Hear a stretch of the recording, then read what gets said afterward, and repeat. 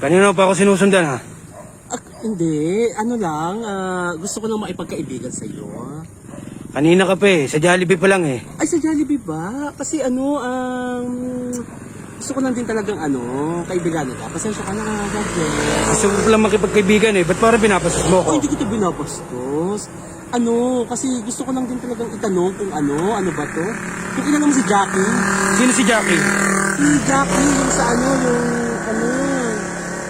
si Jackie Chan. Kung kilala mo si Jackie Chan? Di ko kilala yun. Ay, sige, kung di mo kilala, gusto ko lang din talagang makipagkaibigan. Sige na, pasensya ka na, God bless. Gusto mo makipagkaibigan, ba't parang pinapasas mo ko? Hindi kita binabastos. Palakaibigan lang ako, 49 friends ko eh. 49 kahapon, 50 na siya. Pa 51 ka, okay lang sa'yo? Kanina ka pa eh. Hindi, gusto ko talagang maipagkaibigan. Tsaka papunta rin ako kasi doon, kaya nung nakita kita, ayun, parang gusto kong magpakilala na malaman pangalan mo, ayun lang naman.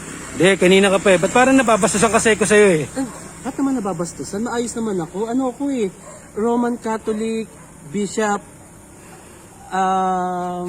SPO7.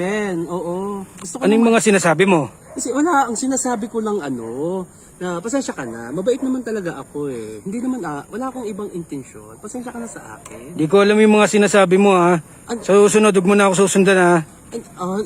Na-tiyempo lang siguro. Kasi galing nga ako doon sa Jollibee. Kasi yung Jollibee kasi yung katawan ko eh. Kaya gusto kong pero pasensya ka na, sige na. Hindi, sinusundan mo ako eh. Ako talaga yung sinusundan mo eh. Hindi, siguro kaya kita sinusundan kasi nahulog ang loob ko sa'yo. Ganun na lang. Isipin mo na lang na may mabuting tao na gusto maipagkaibigan sa'yo, ha? Pasensya ka na, ha? God bless. Dumidikit ka kasi sa akin eh. Kanina ka pa eh. Napapatikit lang ako kasi ang cute mo, ayun, ang cute mo talaga. Kamukha mo si Ronnie.